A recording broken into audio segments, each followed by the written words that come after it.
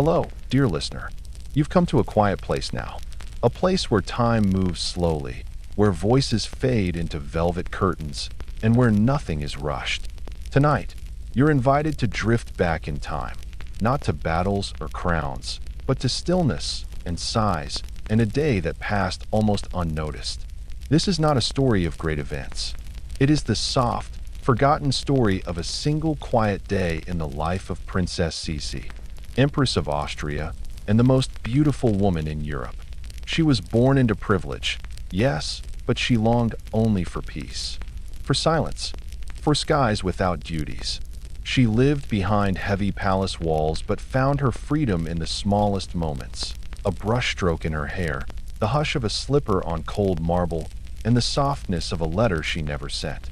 Tonight, you'll follow her through those moments. You'll rise when the palace is still dark. You'll feel her soft gloves as she slips them on. You'll walk with her where no one can follow. We'll begin before dawn and stay with her until midnight. 1 hour at a time, one breath at a time. So settle in. Let the weight of the day slip from your shoulders. Close your eyes, if you like. Let the hush of Sisi's world fall around you like lace. And together, we'll begin a day too gentle for history to remember. A day in the life of the woman who was too beautiful for this world. A quiet start. The palace was still. No bells, no footsteps, no voices, just the faint sound of a breeze moving through the heavy stone corridors. It was not yet light outside. The sky was still deep blue, nearly black, and the stars had not yet faded. There were no birds chirping, no servants whispering. The fireplaces had not been stirred. The wood in them still slept, unburned and untouched. But one room in the palace was already awake. That was Sisi's room, not because anyone had knocked, not because anyone had spoken, but because her body was used to rising before the rest of the world did. She had always preferred the silence of early morning. She often said this was the only hour that belonged to her, the only one that no one tried to take. Inside her chamber, it was quiet enough to hear her own breath. She was not in a rush to move. She simply lay there, her long hair spread across the embroidered pillow like a silk river, her hand resting beneath her cheek, and her mind slowly returning to the world. She did not sit up. Not yet. She did what she always did first. She listened. To the window creaking faintly from the night wind. To the fire that had died sometime before midnight. To the tiny, nearly invisible sounds of old wood and old stone shifting ever so gently as morning approached.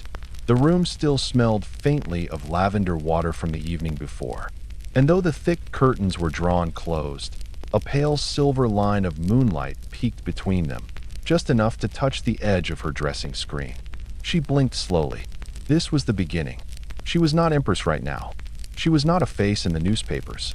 She was simply Sisi, a young woman in a cold room, lying very still, letting the quiet carry her just a little longer before the day found her. The stillness before the knock. There was always a knock. A soft one. Only once. Not yet, though. Sisi knew it was not quite time. Her lady-in-waiting would knock only after the palace clock struck 5. Sisi never needed a clock to know the time. Her body remembered it. She could feel 5 o'clock before it arrived. She turned her head slowly, just enough to see the large, dark shape of her wardrobe against the far wall. Next to it sat a small table with her gloves, the ones she would not wear until noon, already laid out, palms up, like folded hands at rest. Her slippers were beside her bed. She had not moved them. They had been placed there by someone else, as always, facing outward, ready for her feet. She did not like when people fussed too much. She didn't want 6 people in her room when she opened her eyes. She didn't want lights and chatter. That's why she insisted the knock be quiet, the slippers placed silently, and the gloves set out long before. Even royalty needs space to wake gently. Her first breath of the day, when she finally sat up, it was slow, not dramatic, not forced. Her nightgown, a soft white cotton stitched with faded blue flowers, rustled slightly as she moved. She pulled her knees up and rested her chin there for a while, just breathing, just being. Then she swung her legs over the edge of the bed. The cold floor met the soles of her feet, but she didn't flinch. She had lived in cold palaces her whole life. She was used to that first touch of cold marble. She stood, very slowly, very softly, almost as if not to wake the floor, and she walked to the window. Her hair was loose and long, reaching almost to her knees. It whispered behind her as she moved, following like a shadow made of silk. At the window, she didn't open the curtains. Not yet. She only slipped her fingers between the velvet and peeked out into the darkness. The garden below was barely visible, but it was there, a memory in moonlight. The old hedges, the winter roses, the gravel path where she would walk later after breakfast. She closed her eyes and let the morning air brush against her fingertips through the crack in the curtain. Another day had begun, but it hadn't touched her yet. The soft knock on the door, there it was. Exactly on time. One knock. Gentle. Respectful. No voice followed it. "No, Your Majesty." "No, are you awake?" Sisi had made it clear. No speaking until she spoke first. She moved away from the window and sat again on the edge of her bed. The maid would wait exactly 60 seconds. Then she would push open the door, just far enough to leave a silver tray on the round table near the wall. She would not look at Sisi. She would not speak. The tray would have a thin slice of apple, a cup of goat milk, a folded cloth napkin with delicate blue stitching, and sometimes a note. This morning, the note was there. Folded, unsealed, no name. Sisi waited for the soft click of the door closing before she stood again. She walked across the room barefoot, picked up the tray, and brought it back to the window seat. The chair had a cushion stuffed with swan feathers, and its wood had been worn soft by years of use. She sat, the same way she had for years, and she opened the note. It was not from her husband. It was not from her children. It was a poem, not written by her, but sent by someone who knew what kinds of poems she liked. She read it slowly, then folded it again, tucked it into the pocket of her robe, and picked up the apple slice. She took one bite. No more. A world measured in quiet steps. The light had not yet filled her chamber. The fireplace had been stirred quietly, long after she rose, but the flame remained small, enough to warm the air around her knees, not enough to break the hush of the morning. Her cup of goat milk sat mostly untouched on the windowsill now. The poem she read, still folded, pressed under a glass paperweight. And on the padded stool beside the bed sat the slippers. 2 pairs, actually. One embroidered, one plain, both handmade by a man who never met her eyes. Sisi never liked extravagance for herself. Not in the mornings. She had gowns covered in pearls. She had shoes sent from Paris. But her slippers, the ones she wore first each day, were always quiet. They were not meant to be seen. They were meant to make her feel grounded, human. Each pair was slightly different. One was soft brown, made of warm Hungarian wool. The other was pale cream with stitched forget-me-nots along the toe. Today, she reached for the plain brown ones. She liked the weight of them, the way the fabric held her foot without hugging it too tight, the way the sole, though thin, still felt solid. She slipped her foot inside the left one first. Always the left. That had been her habit since childhood. No one had taught her that. It just felt right. And then the right. Gently. No rush. No fuss. She stood, letting her toes find their place, letting the quiet pattern of the sole press into her skin like a reminder. You're still here, Sisi. The day is yours for now. Where the mirror waited, she walked softly across the floor. The mirror stood waiting. It was not a grand mirror, not the kind framed in gold or propped on stages for applause. It was narrow, tall, and slightly tilted back. That tilt mattered. It was just enough to show her the top of her head and the arch of her neck, but not her full face. She had ordered it that way, not to hide from herself, but to protect something deeper. Sisi was known across Europe for her beauty. Artists painted her. Photographers chased her. Poets wrote about her like a goddess. But beauty, to her, was a prison. So the mirror was tilted, not to lie, but to tell a gentler truth. She did not look into it for long. Only a moment. Just enough to adjust her night robe, to brush her hair from one shoulder, and to make sure the soft belt was tied. Then she turned away, and the mirror returned to silence. The slippers that were measured, what most people didn't know, was that Sisi's slippers were remeasured every 6 weeks. A tailor came in secret. He was not allowed to speak. He was not allowed to look above her ankles.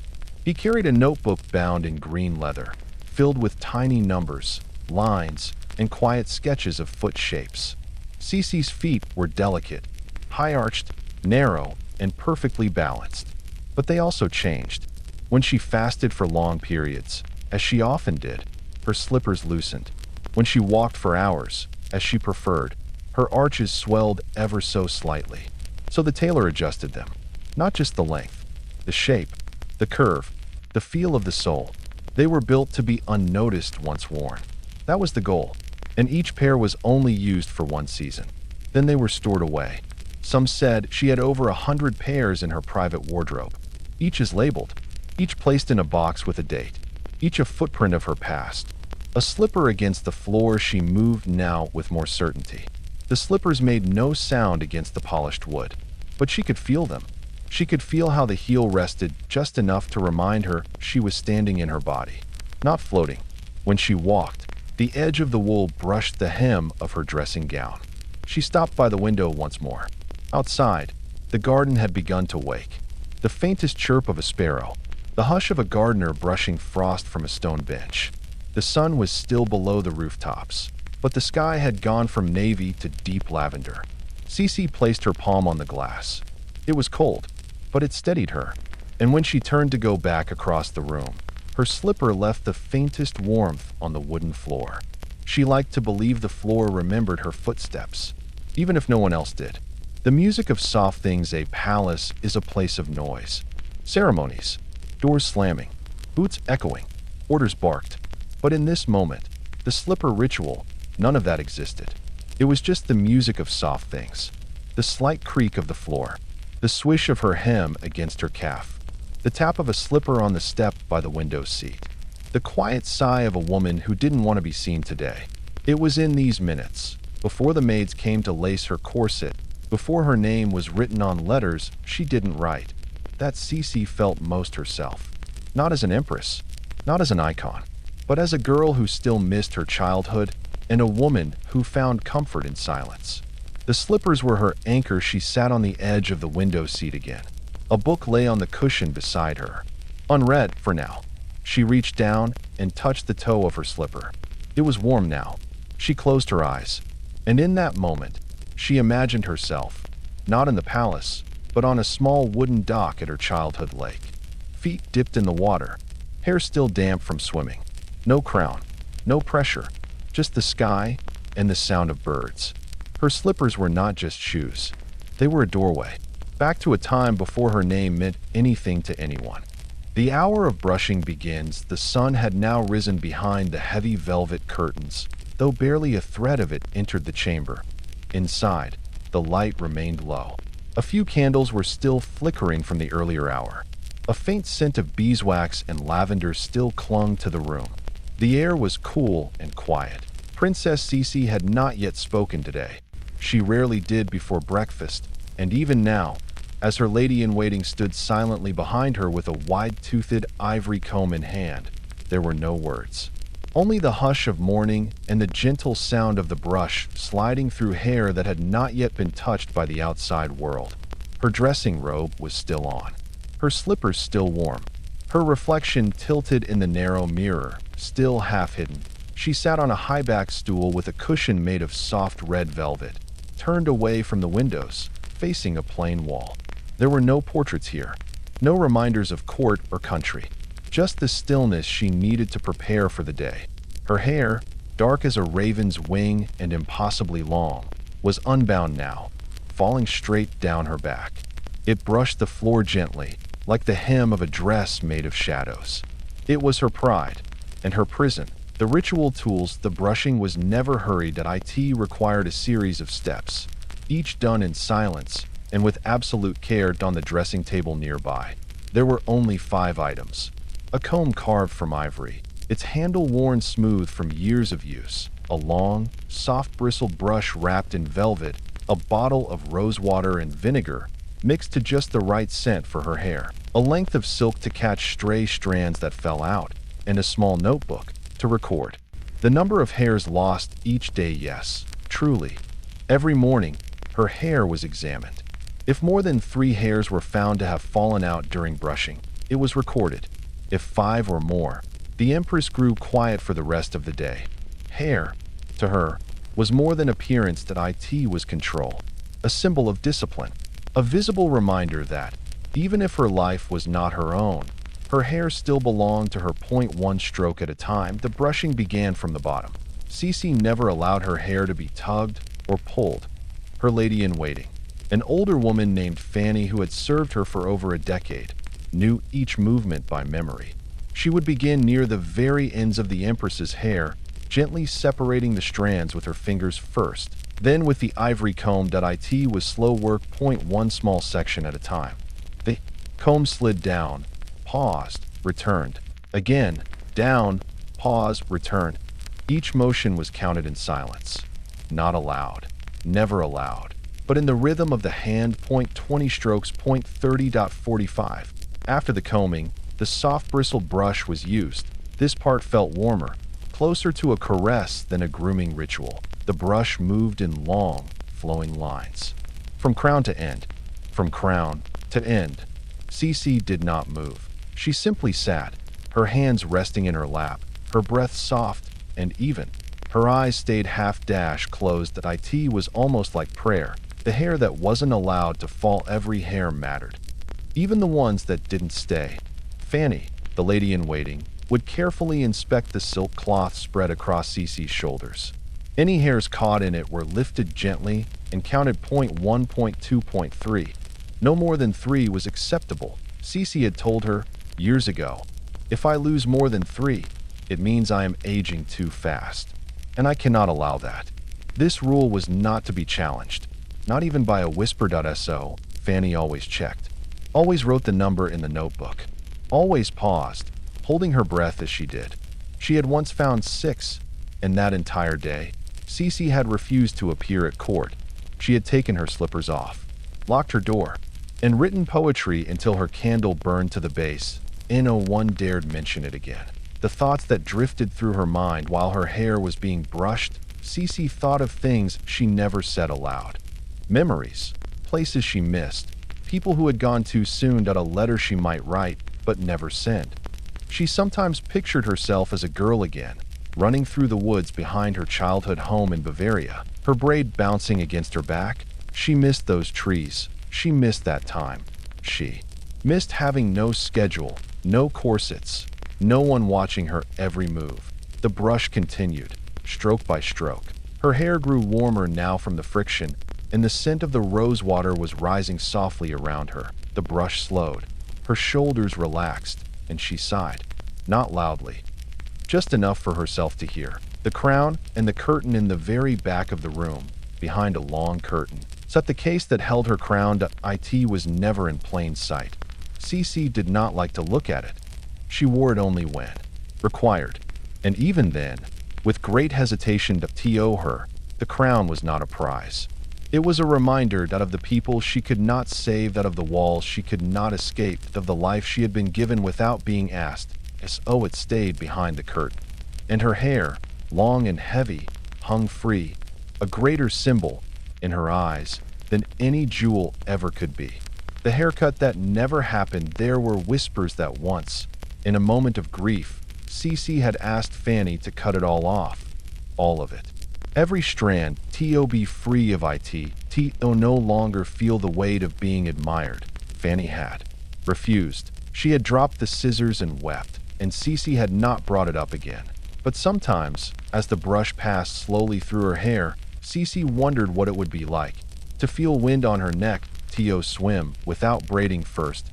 To go unnoticed. To be a woman without legend. The hour ends. The brushing always took nearly an hour to be by the end of it.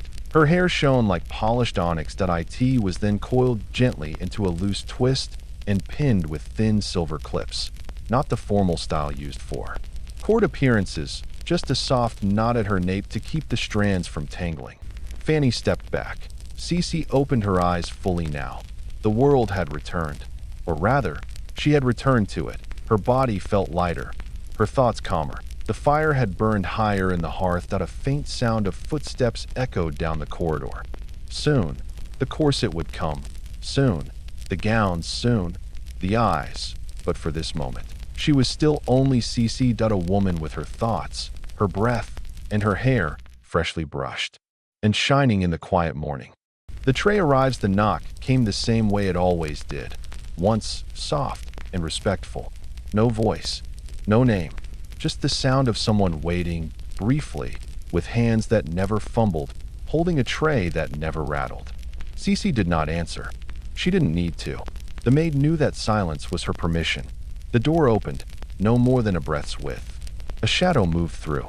No shoes tapped the floor, only the hush of cloth against stone. A tray was placed, not on the main table, but on the smaller round one near the fireplace. Then the shadow retreated. The door closed, and silence returned. This was how breakfast arrived each day. No fanfare, no greetings, just the quiet silver tray, waiting like a question that didn't need answering. What the tray held, it looked simple, but it was not ordinary. On the tray sat a pale porcelain plate with a tiny gold rim. The design on the plate was a faded pattern of vines and thistles, the kind only someone from Hungary would recognize. A small nod to her homeland.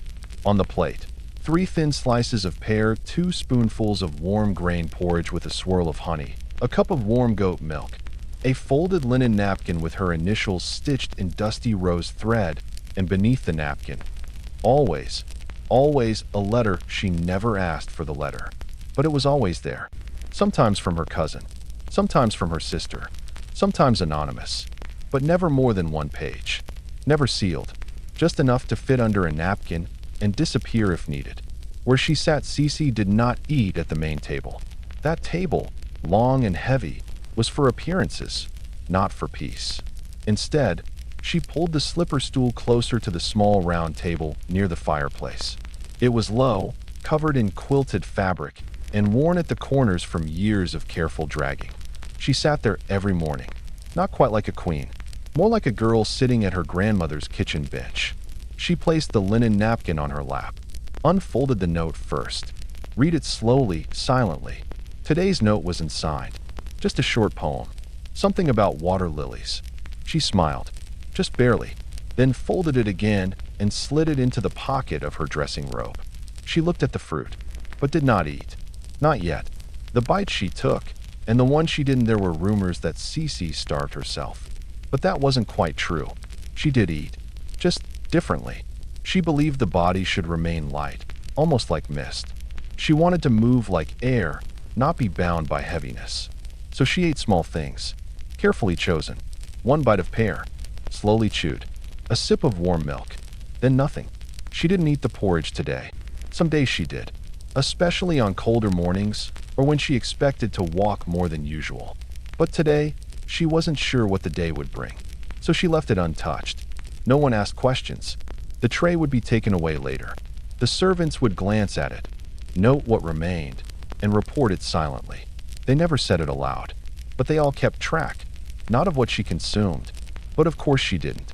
The hidden letters underneath the tray, in a second layer no one was supposed to know about, was a flat compartment. It was velvet-lined, thin, easy to miss. That was where she kept her own notes, things she had written in the dark hours. Poems, questions, sometimes nothing but a single line. What would it feel like to eat without being watched? These were not meant for anyone, but sometimes she tucked them into her slippers. Sometimes she left them under the tray, and someone, no one ever knew who, took them. She never asked, and they were never returned. It was like writing to a ghost, but in a life where everything was decided for her. This was one small freedom she still held. The fire beside her while she sat, the fire cracked gently beside her. It was not large, just enough to warm the space around her knees and fingertips. The light flickered on the tray's silver edges. Her shadow stretched and shrank along the stone hearth. She didn't mind the silence. She preferred it, in fact. Most queens might demand music, conversation, morning announcements. But Sisi liked the sound of a spoon being set down, the way the fire hissed when a log shifted, the clink of porcelain against silver. It reminded her of real things, not royal things. It reminded her she was still alive, still breathing, still her own. The birds she watched from her low seat. She could see the balcony. And sometimes, if she waited long enough, small birds would land on the railing. Not peacocks, not doves, just ordinary brown birds. Sparrows. She loved them, not because they were pretty, but because they were not trapped. They came and went as they pleased. No one told them when to fly. No one painted portraits of them. They were not symbols. They were just birds. She once whispered to Fanny, "I envy the sparrow more than I envy the crown." Fanny didn't reply. She only looked down, because she knew. Sisi meant it. Her reflection in the tea. She did not drink tea today. But sometimes, when she did, she would pause and look into the surface of the cup. Her reflection was never clear, just a soft blur of skin and eyes, shaped by ripples. But that was the only reflection she trusted. The one that moved. The one that didn't stare back. The one that disappeared when she blinked. Mirrors told her what others saw. But tea showed her how she felt. And sometimes, she would pour it slowly, just to watch the ripples fade. The journal she didn't keep. People often imagined that someone like Sisi kept a journal. They were wrong. She refused to write down her days. "If it's written down," she once said, "it's no longer mine." But she did write fragments. On scraps of linen. On the back of letters. In the margins of newspapers. Lines like, "I saw a feather on the floor. It moved when I breathed. I wonder if my horse misses me when I am in this room. Do birds remember the shape of their own wings?" She kept them hidden. In slipper boxes. Behind curtain hems. Tucked inside books she never finished reading. She didn't want them to be found. Not all of them. Only some. Only the ones that could say what she wasn't allowed to speak. The shawl she always wore as she finished her bite of pear and sipped the last of the milk. She pulled a soft shawl over her shoulders. It was not fancy, just gray, light, slightly frayed at the edges. But it was the one her mother had given her before her wedding. It still smelled faintly of lavender and something older, something warm and sad, like pages in a forgotten book. She wore it every morning, even when others told her it didn't suit her station. Even when silk or velvet was offered instead. She would quietly say, "No, thank you," and reach for the one that mattered. Because in the soft quiet of breakfast, she wanted comfort. Not a costume. The cloth no one replaced. The napkin on the tray was replaced daily. But there was another cloth, a small handkerchief tucked under her seat cushion that hadn't been touched in years. It was not embroidered, not even particularly clean, but it was hers.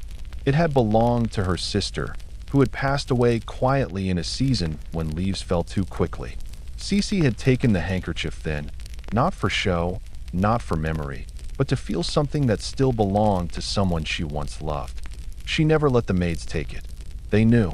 When changing the seat covers or tidying the room, they simply worked around it, as if it were part of the furniture now.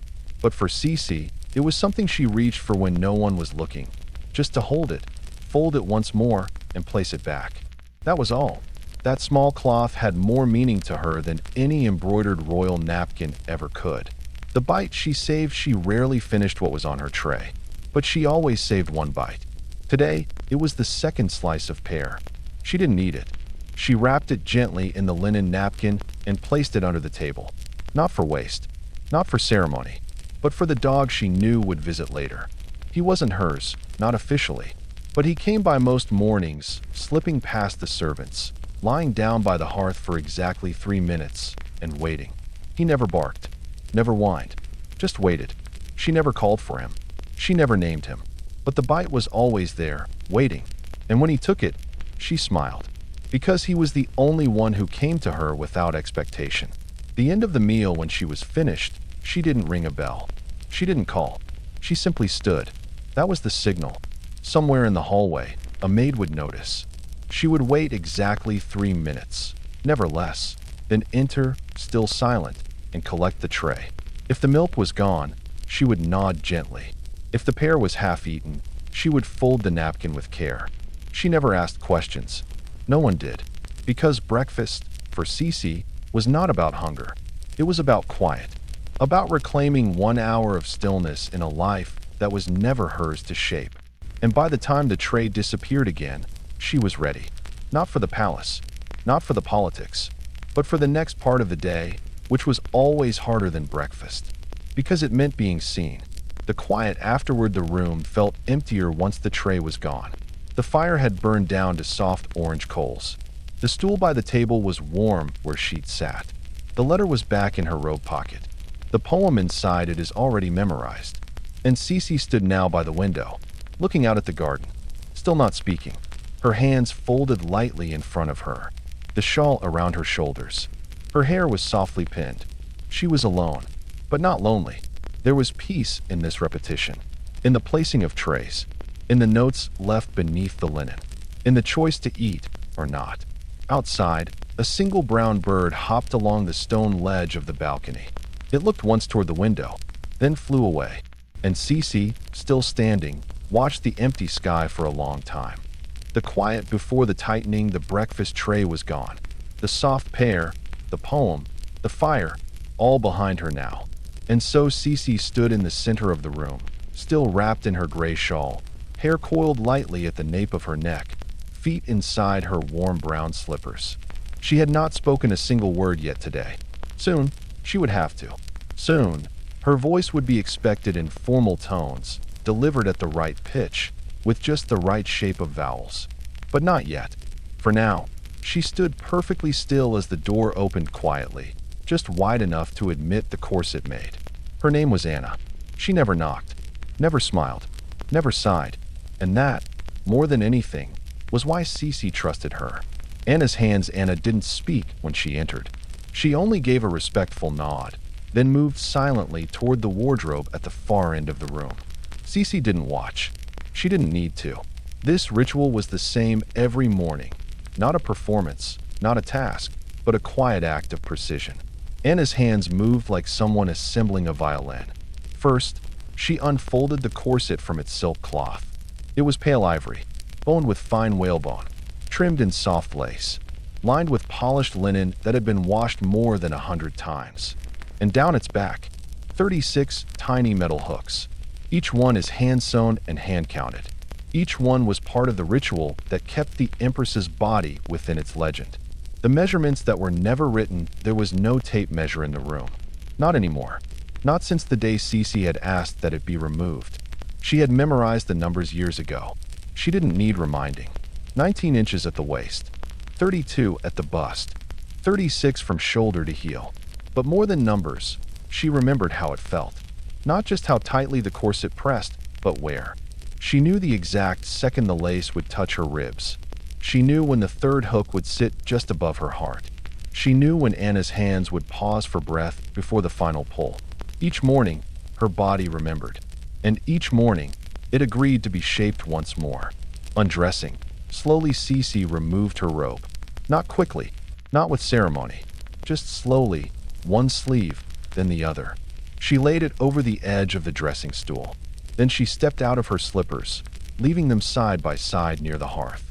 She stood in her chemise now, the soft linen garment worn under everything.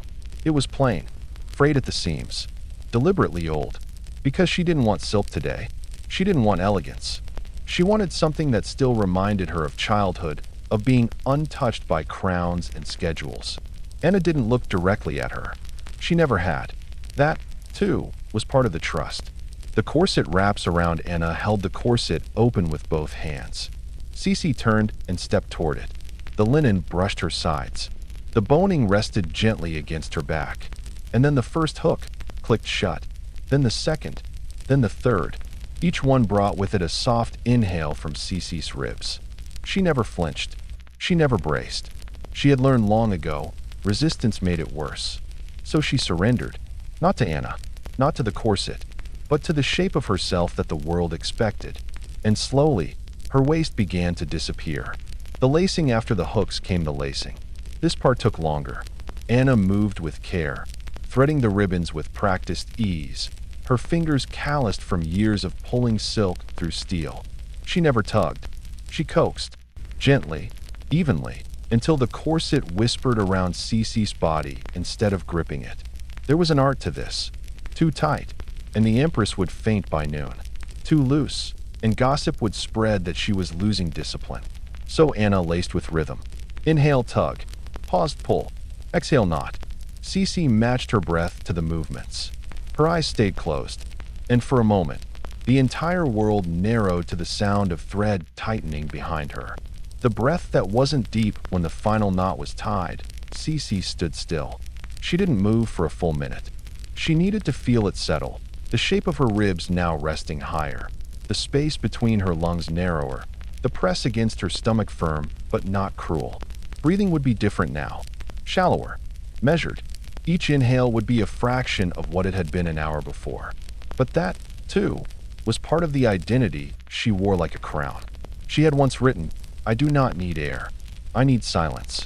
And in this moment, that felt true. The lightness of being bound paradoxically, the corset made her feel lighter. Not because it was comfortable, but because it gave her control. She had few choices in her day. She could not decide where to go, who to see, or what to say. But she could decide how tightly she was laced. And she always chose tight. Not because she wanted pain, but because it gave her distance from everything else. It created a wall between her body and the world, between her heart and its heaviness. The corset notes Anna kept a small notebook. Each morning, after lacing Sisi, she would write one line inside it. No full sentences, no opinions, just notations. 19.1 inches. Skin warm, no bruises. Slight mark above ribs. Empress calm. Paused breathing at 20-second hook. No complaint. She never let anyone read it. Not even Sisi. But Sisi knew it existed. And sometimes that was enough. It meant someone was noticing, without speaking, without judging. And in a life where every conversation was monitored, that was a kind of gentleness. The reflection that disappeared. Sisi approached the mirror. It was the same narrow, tilted one from earlier, the one that did not show her full face. Now, laced into her corset, standing in only her chemise, she saw herself differently. Her waist, impossibly small. Her shoulders pulled slightly back. Her arms were folded in front of her. She did not look vain. She looked vanished, like a statue made of silk. She tilted her head, then turned away. It was enough. She didn't need to see more. She already knew what others would see. Let's continue gently now with the rest of the bed. She sat beside after being laced. Sisi often sat at the edge of her bed. Not on it. Never quite resting, just near it. The bed was always perfectly made. The coverlet was smooth, the pillows untouched, and the corners tucked so tightly you could bounce a coin on them. She didn't sit to rest. She sat to breathe, to let the corset settle fully, to remind her lungs that they had less space now, to let her thoughts adjust to the weight that now encircled her middle. Anna stood by the door, hands folded. She never asked if Sisi was ready. She waited until Sisi rose on her own. Sometimes it took 1 minute, sometimes 5. Today it took 3. Then Sisi stood again, quiet, tall, balanced, and impossibly composed. The ribbon around her throat, not every day, but often, Sisi tied a narrow ribbon around her neck. It was not decorative. It was not for attention. It was for balance.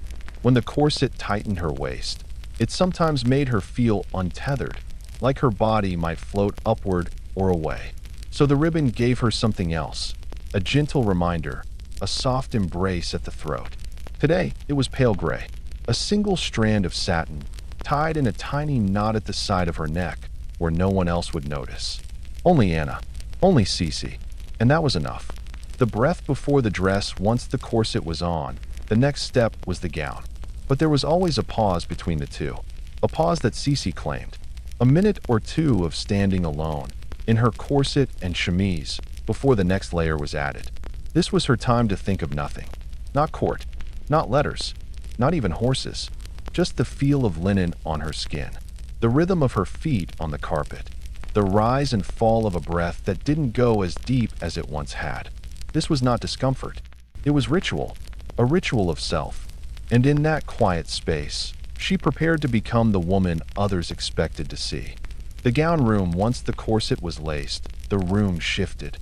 Anna gave a quiet nod and moved toward a second door, smaller, round-topped, with a brass handle polished to mirror-like smoothness. Behind it, a narrow room known simply as the wardrobe. But it was not just a closet. It was an entire chamber, wall to wall, lined with shelves of silk, linen, velvet, and lace. Dresses hung behind glass. Fabrics were folded into drawers of cedar.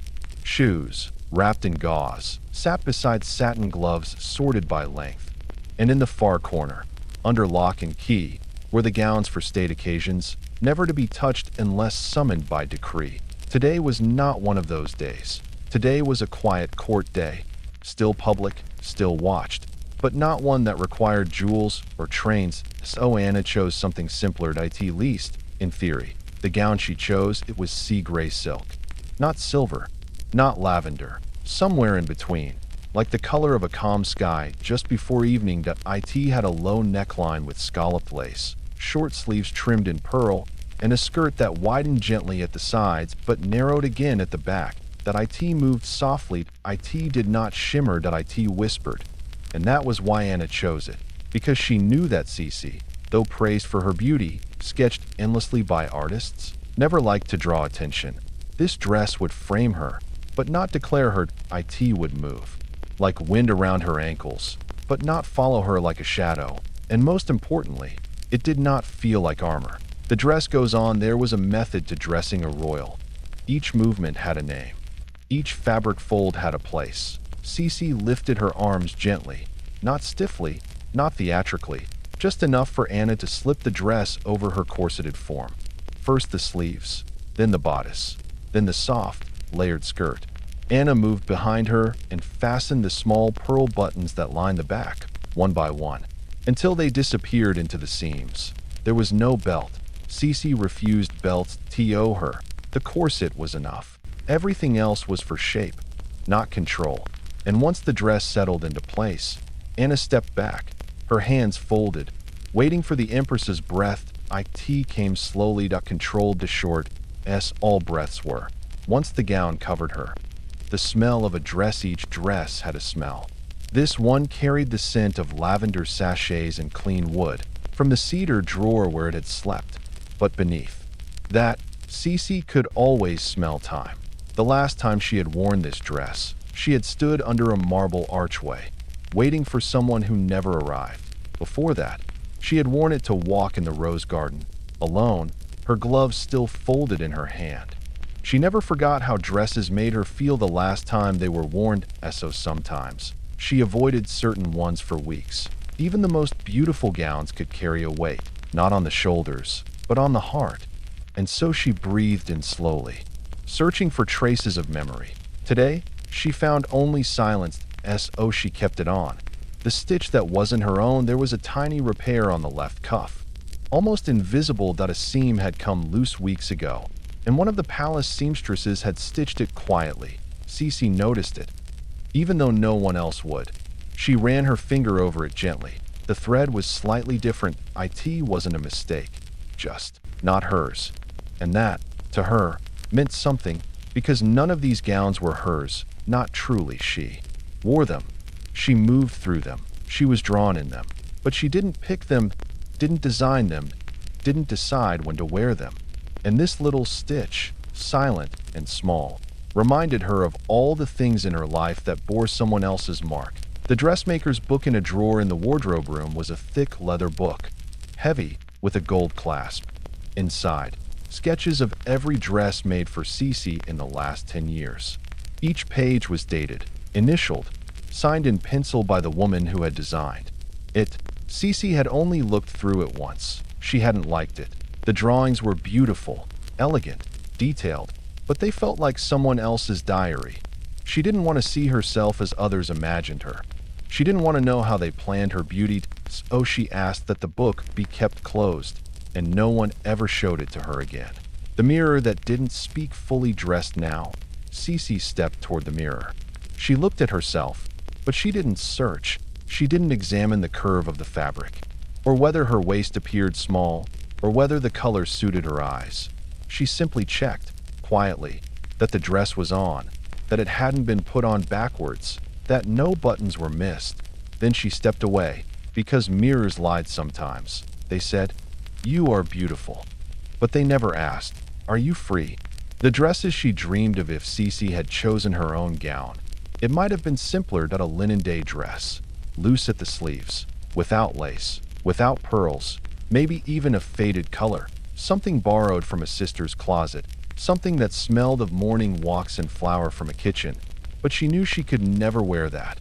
Not as Empress. Not even in her own home at Esso sometimes. She imagined that as Anna brushed invisible dust from her shoulders, Sisi would close her eyes for a moment, and in that darkness, she wore a dress no one had ever seen that no hooks, no structure, just softness, and the sound of her own breath, unmeasured, moving freely beneath the cloth. The finishing touches, there was always a final layer. Not fabric, but expectation. Anna returned with a pair of gloves, soft kid leather, pearl-colored, folded with care, and a hair comb made of polished horn, carved with a design so small you'd miss it unless the light hit just right. Sisi accepted them wordlessly. The gloves slipped on like a second skin. The comb slid gently into her already coiled hair, fixing nothing, just adding what others believed should be there. Then came the earrings, tiny pearls, no jewels today, no diamonds. Just pearls, like drops of moonlight held against her neck. She didn't look in the mirror again. She didn't need to. The dress was on. The gloves were smooth. The day had begun. The sound of being dressed, if you stood very still in the room during this hour, as Anna sometimes did, you could hear a kind of music, not from instruments, but from the small sounds of a woman being turned into an image, the slip of silk over linen, the tap of a pearl button, the hush of gloves sliding on, the whisper of a skirt as it caught on the carpet. This was not a concert, but it had rhythm, and Sisi was always at the center of it. Not the musician, not the audience, but the instrument itself, shaped, tuned, played, and then, just like that, ready to be seen. The door she didn't open once the dressing was complete. Anna stepped back, but she didn't open the door. That was Sisi's job. Always hers. That it was a small thing, that a private thing, but important. She chose the moment when her dressed self would step into the hallway. Not before, not on command. When she placed her hand on the door handle, it wasn't just a gesture. It was her quiet way of saying, "Now I'm ready to be watched." And for the next several hours, watched she would be. Not seen, watched. The walk to the hall, her steps were soft, not slow, but light, as if she floated slightly above the carpeted floors. The gown moved with her. The gloves made no sound. The corset kept her posture straight.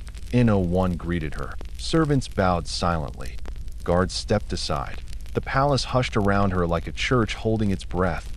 And in that walk, just a minute or two from her chamber to the side entrance of the great hall, Sisi rehearsed her silence. The silence of being perfect, of being painted, photographed, praised, but not known.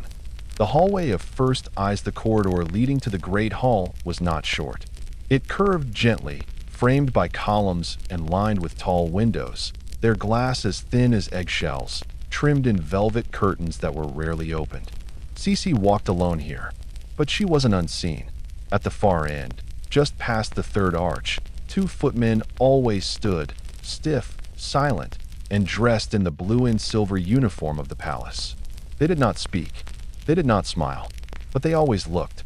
Their eyes followed her footsteps with practiced discretion, not out of disrespect, not out of admiration. It was their job to observe. But Sisi could feel it, the weight of being noticed, even in the silence of early morning. The gaze she couldn't return. There was an odd thing about being seen all the time. You forgot what it felt like to look freely. Sisi could not study others the way they studied her. She could not let her eyes linger too long. She could not let her glance be curious or puzzled or amused, because if the Empress looked too long at anything, it became a statement. So she trained herself to glance and move on, to receive gazes, but never return them. It was a strange way to live, like being a portrait that walked. The eyes that didn't blink when she entered the side door of the court chamber. The soft sound of heels on stone announced her. People turned, not with surprise, but with preparation. They knew she was coming. They always did. Their expressions shifted in the same order: admiration, adjustment, expectation, and then stillness. Because once Sisi was in the room, it was no longer just a room. It was a painting being made in real time. And she was the canvas. The long moment of standing before she sat, there was always a pause. She would stand, just for a breath or two, to allow the chamber to absorb her presence. This wasn't vanity. It was a necessity. If she moved too quickly, she seemed flustered. If she lingered too long, it seemed dramatic. So she timed it, not with a clock, but with her lungs. One inhale, one exhale, a half step, then a seat. She had perfected the rhythm over years. It was an art, an invisible choreography of being observed. The distance of admiration. People often admired Sisi, but admiration is not closeness. In fact, sometimes it builds a wall taller than judgment. No one spoke to her without permission. No one leaned in to ask how she'd slept. No one said, "You look tired today," even if she did. Because admiration made people careful, and carefulness is lonely. She sat at the long table, surrounded by diplomats, ladies in waiting, notaries, and cousins. But she was still alone. The looks that reached her eyes were polished, trimmed, composed, like letters that had been edited 100 times before being sent. And never once did one of those looks feel like warmth. The things they said when she left. Sisi often wondered what people said about her after she was gone. She never heard it, of course. The moment her shoes disappeared beyond the corridor, voices would return to their natural shape, looser, braver, and more honest. But she imagined the words. "She's thinner than last season. Her hair looks even longer now. Did you see the pearls on her sleeves?" Not cruel words, not unkind, but shallow, floating just above the surface of who she really was. That was the cost of beauty, the endless talk of surfaces. No one asked, was she happy? No one said, she looked tired in the soul. Only how she looked in the light that followed her. Even the chandeliers seemed to follow her. When she moved through a hall, candles were adjusted, mirrors angled, windows opened or closed. Not for function, not for comfort, but for her appearance. She was, in a way, a living portrait, and the light had to catch her just right. Not too bright, to avoid harshness. Not too soft, or she'd seem faded. Just enough to make people sigh when she entered a room. And Sisi knew this. She wasn't fooled. She understood that even admiration was curated. The eyes she avoided. There were certain eyes she didn't meet. The younger courtiers, the foreign wives, the servants who had once smiled freely but now bowed too deeply. These were the eyes that reminded her she wasn't part of the world anymore. She was above it, outside of it, observed but not included. So when she felt those eyes reach for hers, she gently looked away. Not in pride, not in fear, but in mourning, because every look that admired her was a reminder of how far away she had drifted. The look she missed. There was only one look she missed. It wasn't recent. It belonged to a time when she was younger, before Vienna, before corsets, before portraits.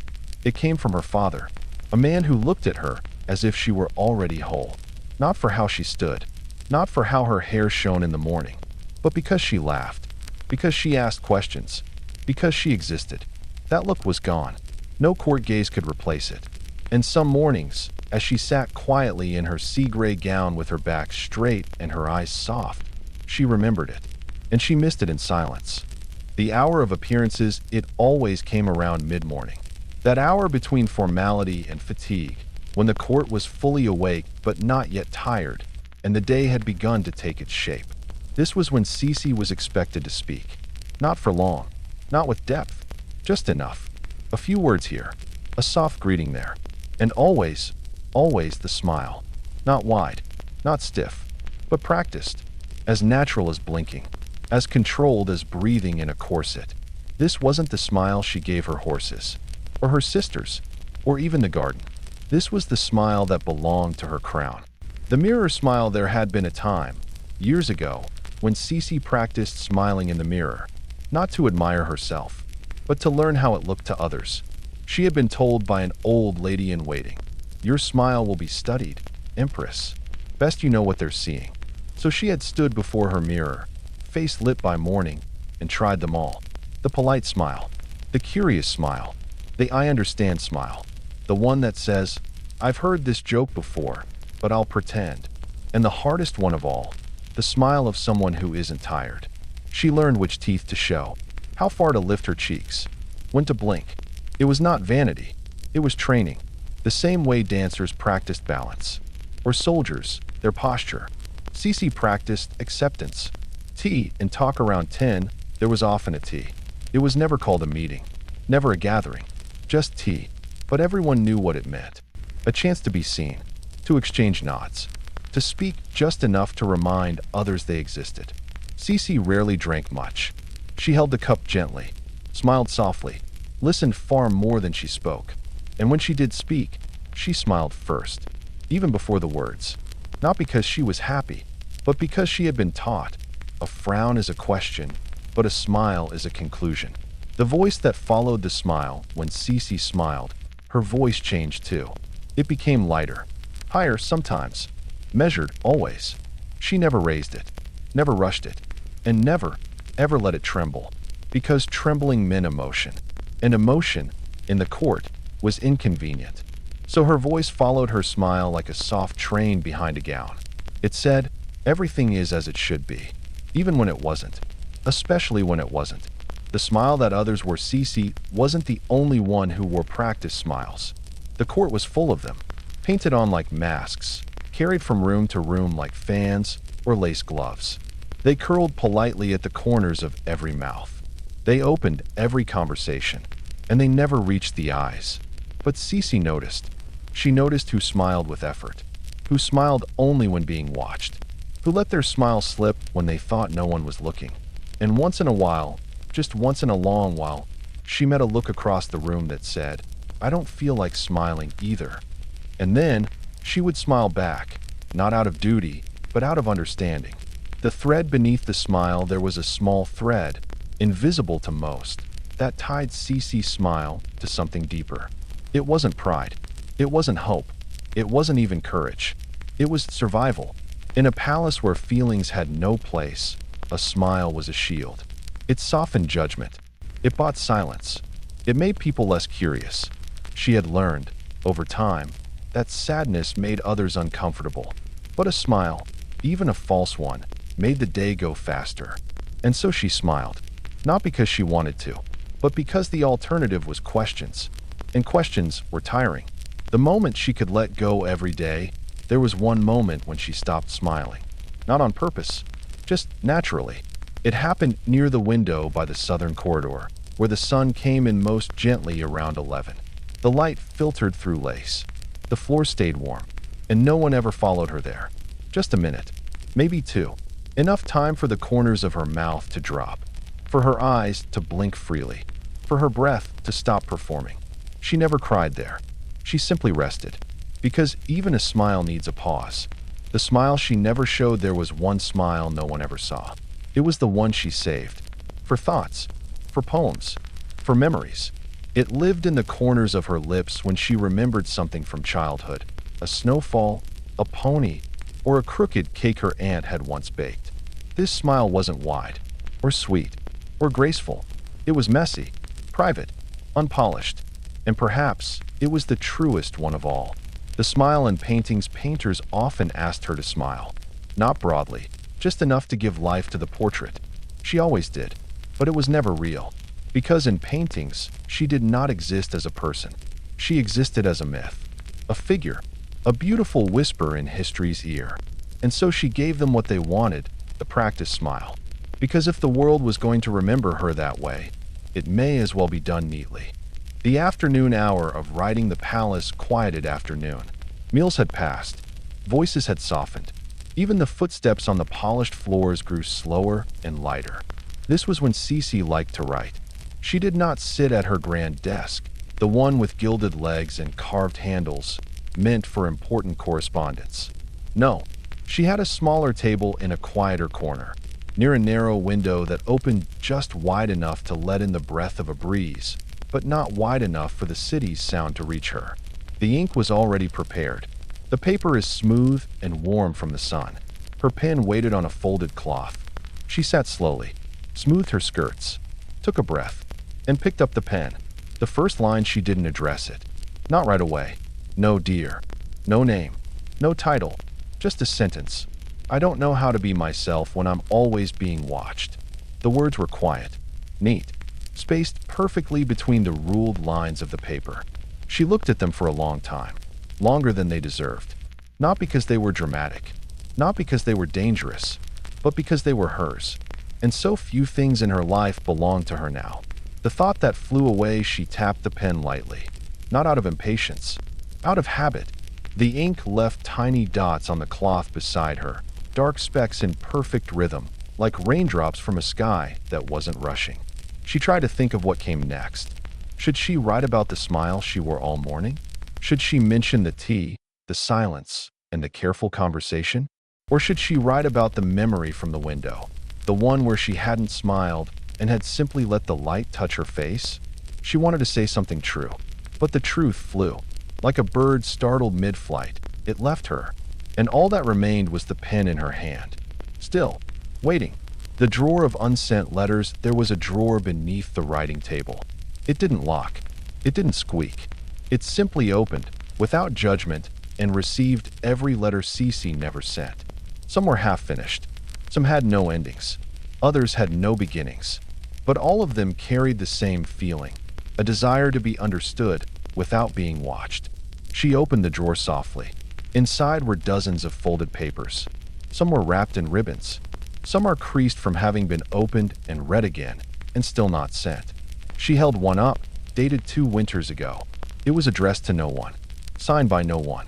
But the first line said, "I think I miss being unknown." The words she meant to write, she tried again. The pen hovered above the paper, not touching, just close.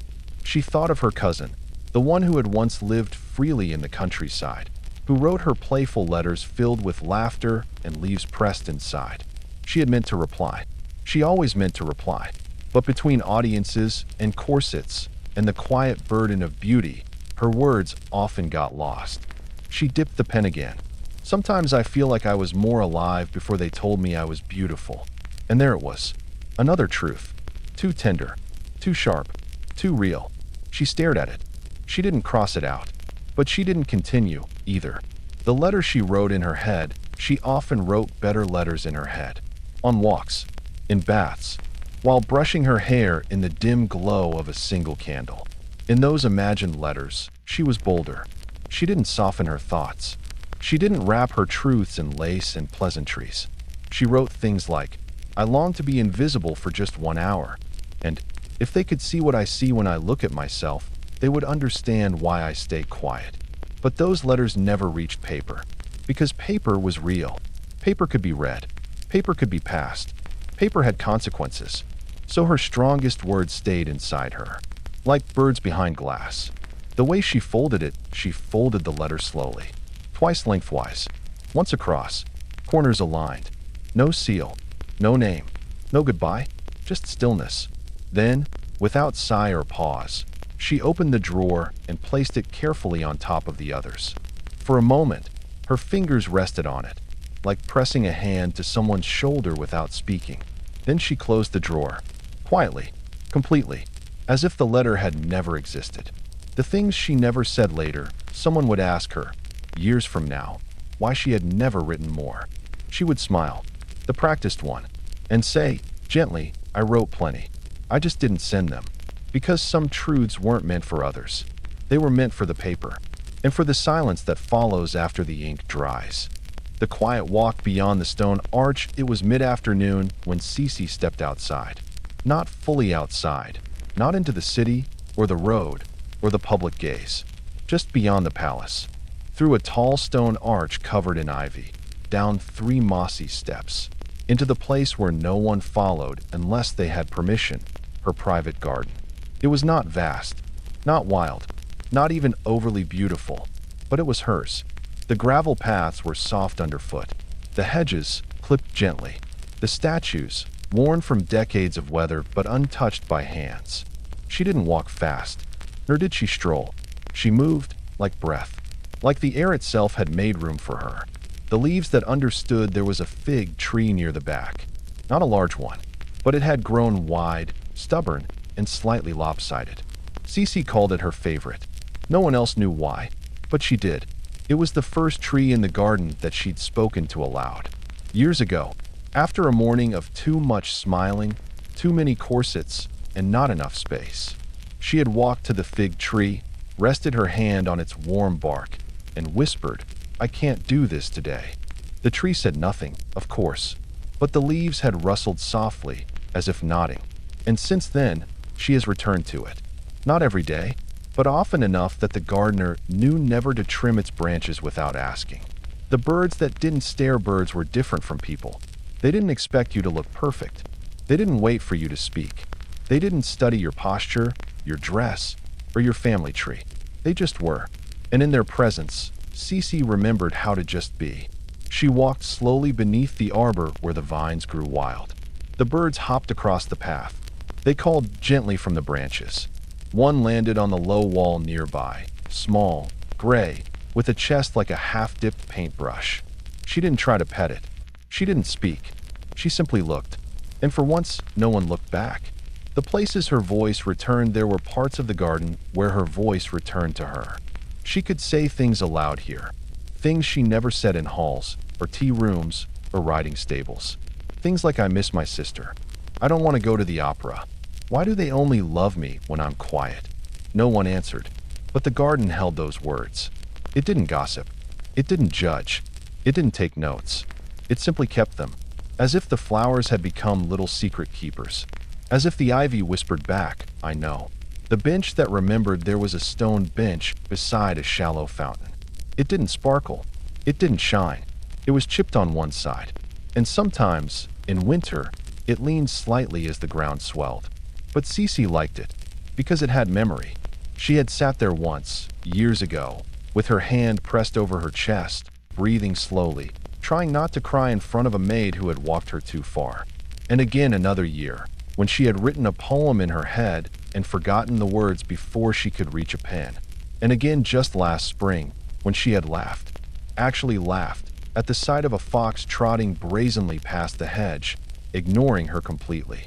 That bench had seen all of it, and it had never changed. The flowers she didn't pick, there were tulips along the southern edge, not planted in rows, just allowed to grow in soft, curving beds, like colorful sighs in the soil.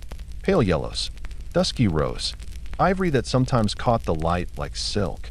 She never picked them, not because she wasn't allowed, but because they looked too peaceful exactly where they were. She liked to kneel near them sometimes, just rest her hand near the petals, not to touch, only to be close. They reminded her of herself in a strange way, delicate, arranged, admired, but not disturbed. And maybe, deep down, she didn't want them to end up in a vase on a table, wilting for someone else's pleasure. The sky that watched without expectation when she was tired, she looked up, not down, not ahead, not in a mirror, just up. The sky had no opinion of her beauty. It didn't care about her waist, her title, or her flawless walk. It just watched, blue and wide, sometimes cloudy, sometimes so clear it felt like a breath held forever. She could cry beneath that sky. She could smile beneath it. Or she could do nothing at all, and it would never ask her why. That, to her, was freedom. The secret the garden kept when she finally rose from the bench. Hours had passed. No bells had rung. No voices had called. No footsteps had followed. The sun had shifted. The light had changed. And Sisi had said nothing out loud for a long time. But still, the garden knew. It knew her rhythm, her restlessness, her need to breathe somewhere unmeasured. She stepped back onto the path. The gravel crunched softly. The wind brushed her hair like an old friend. And somewhere, a single petal fell from a vine and landed near her heel, as if to say, I heard you. The door that closed quietly evening didn't arrive all at once in the palace. It drifted in slowly, like lace being pulled across a painting, softening the corners, muting the light. And when the last candle was lit in the corridor, Sisi stepped into the room where no one followed her unless she asked. The room where her hair would be taken down. It was quiet there.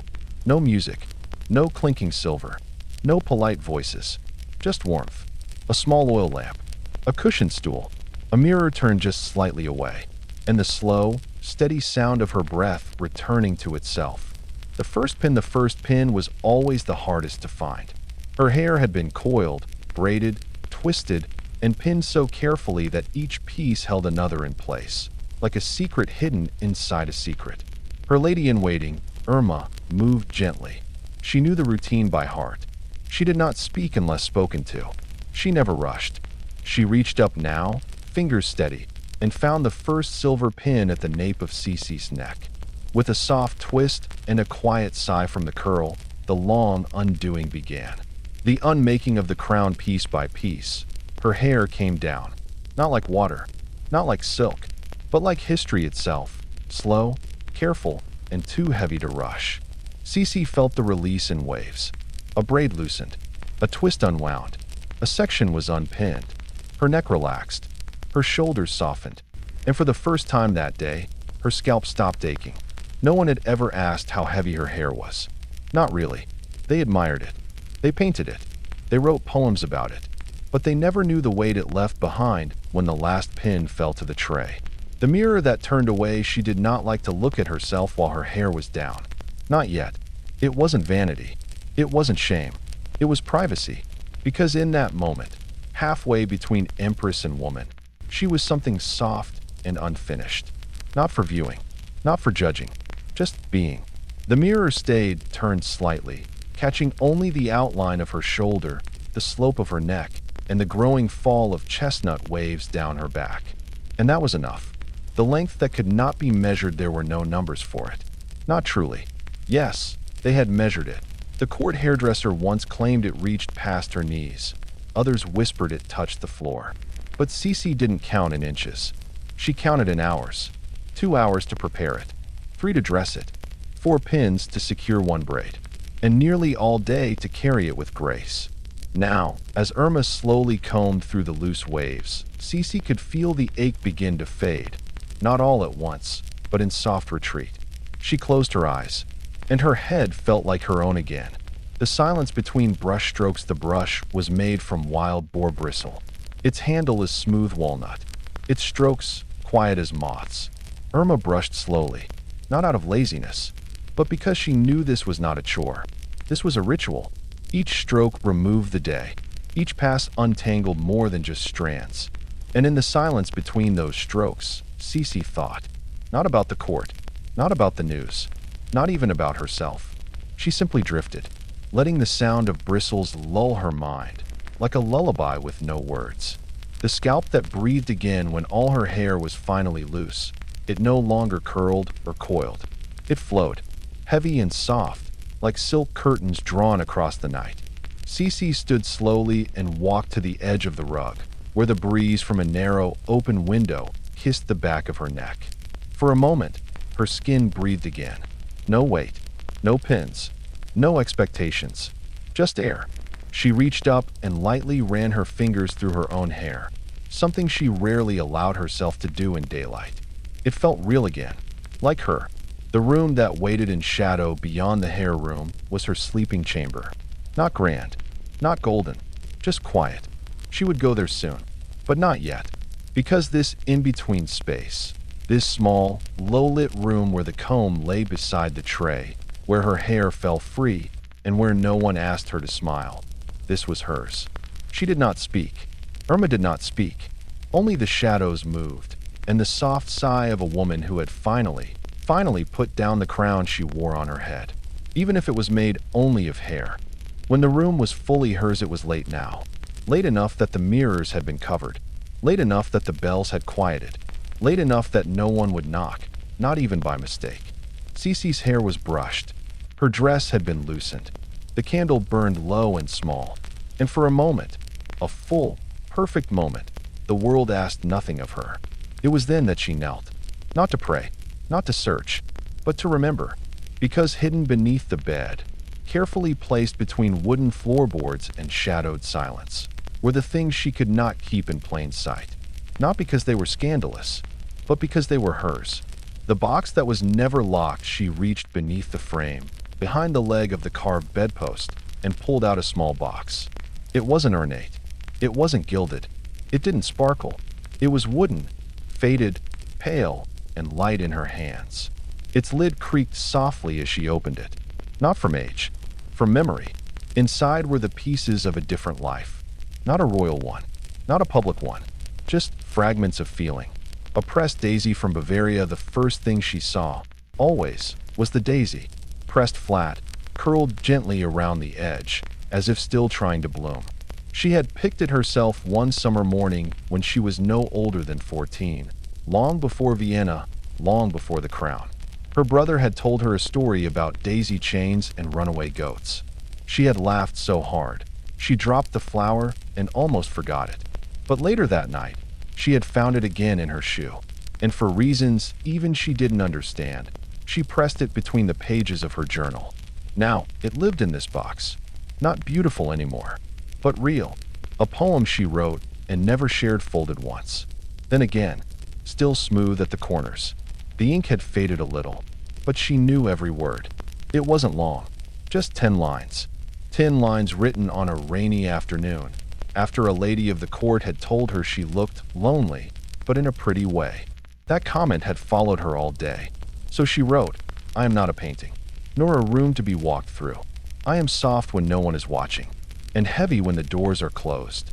She never read it to anyone, not even aloud. But tonight, she unfolded it again, and her lips moved with the rhythm she remembered. A ribbon from her sister's hair, it was pale blue once. Now it looked more like a gray sky just before a storm. But Sisi didn't mind. The color didn't matter. It was the weight of the ribbon that she remembered.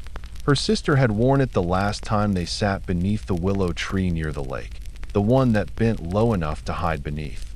They had whispered stories, plaited wildflowers into their hair, laughed about nothing.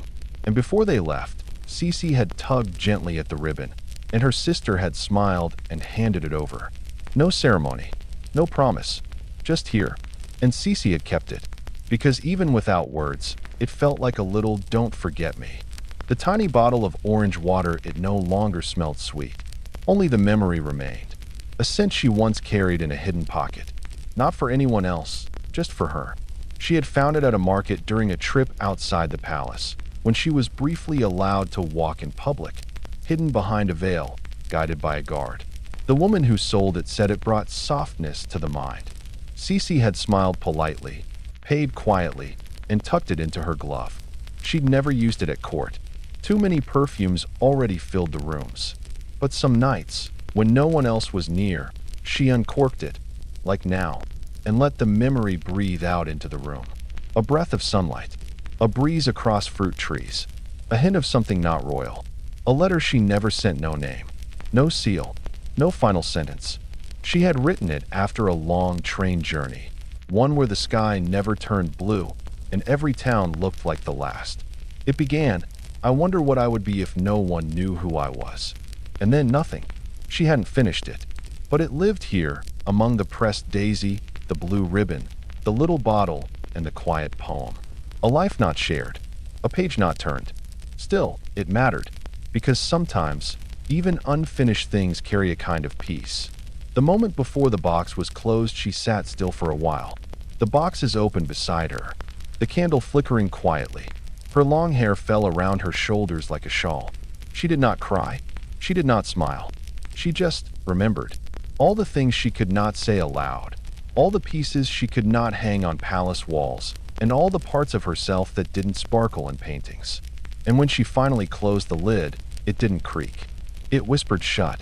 Because even the box understood, some truths don't need to be loud to be real. The hour the palace forgot it was late.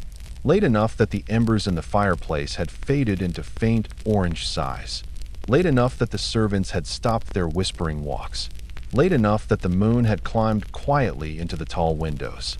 This was the hour the palace forgot her. Not on purpose, but gently, without ceremony. The hour when even the candlelight didn't try too hard. The hour when mirrors no longer mattered. The hour that was truly hers. A gown without a name. At the far edge of the room stood a small armoire. Not large, not carved, not gilded. Just a quiet oak cabinet, hidden behind a standing screen where no one else thought to look. Inside it was a dress. Simple, cream in color, made of muslin and softness.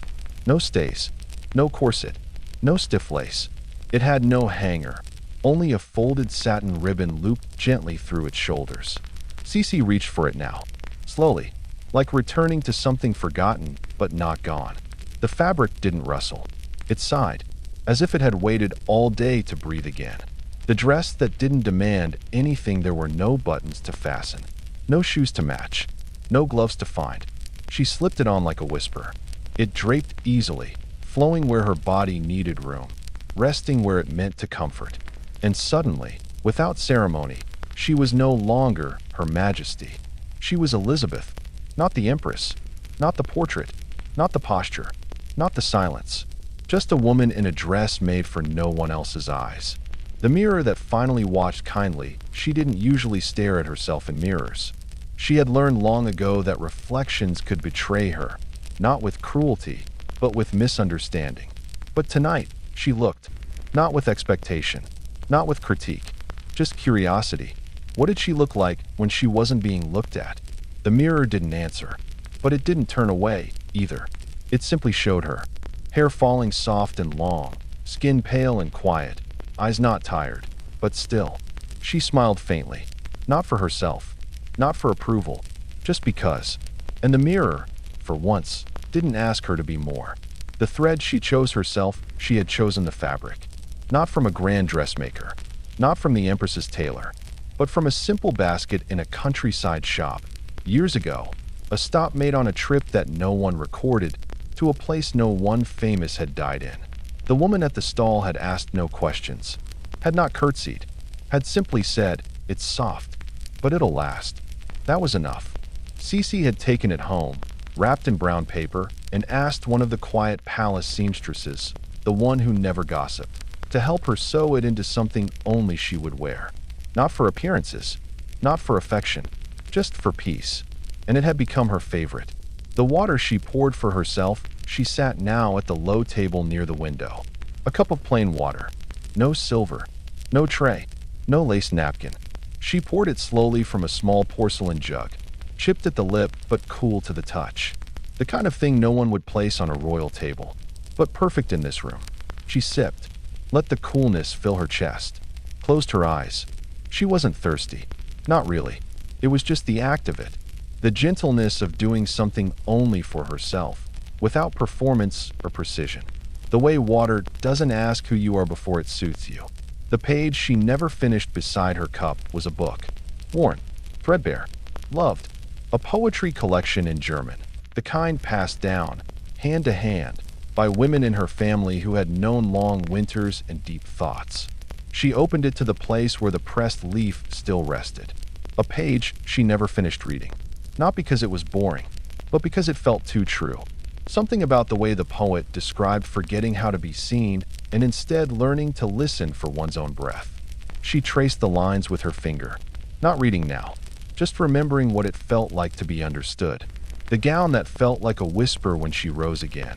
The gown fell around her ankles like fog over hills. Not dramatic, not grand, just there, weightless, easy, true. She crossed the room barefoot. Her steps made no sound. The gown moved with her, not pulling, not sculpting, not showing, only following. And for one brief moment, as she passed in front of the tall window where the moon spilled gently in, she caught a glimpse of herself in the reflection. And for once, she thought, yes, that is me. No more, no less. The clock, that didn't matter. There was a clock in the room. A delicate thing, thin hands, golden trim, a soft tick that no longer startled her. But tonight, she did not look at it. Because time, in this room, belonged to no one. There were no schedules here, no bells, no visitors waiting behind doors. Just a slow hour she could stretch gently like wool in warm hands. An hour that didn't move forward or back. It simply was. The sound of her own movements, she liked the quiet of this moment. Not the silence of expectation, like a chapel or throne room, but the silence that lived inside a peaceful room late at night. She could hear the soft shuffle of her gown brushing the rug, the faint creak of wood beneath her bare feet, the rustle of her own breath as she moved across the space. No other sounds. No instructions. No applause. No voices waiting to fill the air. Just the gentle truth of her own presence. She was here, and that was enough. A little stitch, never seen. She sat now in the corner chair. Low, deep, covered in faded green fabric that no one had replaced in years. And from beside it, she pulled a small linen pouch. Inside was a bit of embroidery, not grand, not royal, Just a square of cotton cloth with the start of a wildflower she'd once seen growing through cracks in a palace wall. Most nights, she stitched only a little. One petal, half a leaf, maybe a stem. It was not for decoration, not for a gift, not for display. It was something slow, something of hers. A way to let her fingers move gently while her thoughts sat still. The poem she whispered to herself, she had memorized it long ago. Not from a book, but from a slip of paper a young lady-in-waiting had left behind once, tucked into the corner of a journal. Sisi had found it by accident. Read it only once. But the line stayed. You may be tired now, but you are not broken. Underscore, you may be unseen now. Underscore, but you are not lost. Underscore, she whispered tonight. Once, then again, not to believe it, just to hear it. To let the words rest in the space where worry had once lived. The cup that didn't need ceremony, there was no tea service. No silver tray. No porcelain cups passed by gloved hands. No lemon slices balanced perfectly on crystal. Just a little earthenware mug, cracked along the handle, warmed by her hands, filled from a simple pot that had sat quietly on a stone warmer. It was a tea she had made herself, dried rose hips and mint. Nothing fancy, but as the steam rose and touched her chin, she smiled softly. Because it was hers. Because she had chosen it. Because it didn't ask her to impress anyone, only to sip, and breathe, and feel the warmth settle into her chest like something close to peace. The book she knew by heart, not all pages were for learning. Some were for resting. And tonight, Sisi opened the same old book again, the one with the worn spine and soft corners that curled inward like petals. She didn't read much, just a line or two, enough to let her eyes fall into a rhythm, enough to let the room feel small again, not with walls, but with comfort. The stories weren't exciting. They weren't grand, but they were steady. And tonight, that was what she needed most. The shawl with her mother's stitch, she wrapped it around her shoulders now. Wool, faintly scratchy, brown and unremarkable, but the hem had a line of stitching, slightly uneven, in a pattern she could recognize by touch. Her mother's hands had moved that thread once, long before queens and portraits in silence. Sisi could almost remember the way it felt to sit in her mother's lap, the smell of bread nearby, the tickle of hair on her cheek. She didn't go back to that memory often, but tonight, she let it stay, and the shawl held her gently, not like an heirloom, like a memory you don't have to explain. The moment time slowed, the candle had burned low. Her cup was empty. The embroidery lay folded again. The poem had echoed quietly, then gone still. And Sisi sat, not waiting, not thinking, not preparing, just sitting. Her breathing deepened. Her shoulders eased. Outside the window, a breeze moved the curtains in slow waves. Inside, her heart matched that pace. She didn't need to sleep yet. She didn't need to speak. She didn't need to be anyone. For once, time bowed to her, and she let it linger. The drawer that was only half full in the small writing desk beside her chair, Sisi kept a drawer. It did not lock. It did not creak. It held no secrets that would scandalize a kingdom. Only letters. Not the ones she sent. Not the kind delivered with seals and ribbons. These were different. Some had no names. Some were never signed. Some were blank on one side, like they didn't need to reach anyone but herself. They weren't written in her public hand. They weren't polished. They were soft, written slowly, folded neatly, kept not for others, but for the quiet corners of her own mind. The letter she started every winter each year, when the days grew short and the windows stayed cold, Sisi reached for the same kind of paper, cream-colored, unlined, soft at the edges. She'd begin with the same words every time. I don't know what this is for. And then she'd write, not about events, not about obligations, not about the empire or the court or appearances. She'd write about how the snow made her feel like a child, about the sound of boots in empty halls, about the way the sky stayed gray, like a curtain that never quite opened. She never finished it. She never needed to. It wasn't for sending. It was for breathing. The one she never gave her husband, it sat near the bottom of the pile, folded small, tied once with red thread. She had written it on a day when the palace was full, but she had felt completely alone. In it, she said things she would never say aloud. I do not hate you. I do not blame you. I simply cannot reach you. Underscore, she didn't write with anger or with despair. She wrote with quiet, with the stillness of a woman who had grown used to her own silence. When she was done, she folded it twice, then tucked it away, like placing a breath inside a drawer. The words that stayed in her mind, not every letter needed paper. Some were written only in thought. Phrases she whispered in her own head as she walked the long corridors, or sat in the garden, or lay awake while the walls around her slept. Things like, if I had not been born here, or what would it be like to laugh without listening for footsteps? She never told anyone, not even Irma, who knew her better than most. These thoughts were hers alone, not because they were shameful, but because they were delicate, like snowflakes on warm skin, gone the moment they were seen. The letter she wrote to herself, it wasn't dated, and it had no greeting, just a small page folded once and slipped behind the mirror in her room. On it, she had written, "You are allowed to feel what you feel. You are not always the empress. You are still someone, even in silence." She had written it late one night, after a gathering where no one had asked her how she was, only how she looked. That night, she hadn't cried. She had just sat still for a long time. Then she'd taken a pen and written the words like a kindness offered to a stranger. Sometimes she would reread them, not because she had forgotten, but because it helped to remember. The letter she tore and didn't regret there had been one. A letter she started in anger, rare for her, the kind of anger that doesn't shout but burns quietly. She had written page after page, not to a person, really, more to the system. To the cage she had learned to smile inside. She had said things she knew she couldn't take back. But after the fire inside her faded and the candle on her desk had burned halfway down, she folded the pages. She didn't hide them. She didn't keep them. She tore them, not out of fear, but because she no longer needed to hold onto the weight of them. The writing was the release. The paper had done its work. The room that held her words, she looked around now. At the desk, the candle, the drawer slightly open. The room hadn't changed, but it held something invisible now. A quiet acknowledgement that even in a world that asked her to say so much that wasn't truly hers, she had found a place to say what mattered, even if it was never heard, even if it was never seen. She gathered the letters, folded the newest one, tucked it gently between two older ones, not because they matched, but because they belonged. And then she closed the drawer. It didn't click. It didn't lock. It simply closed, like the end of a sentence whispered only to oneself.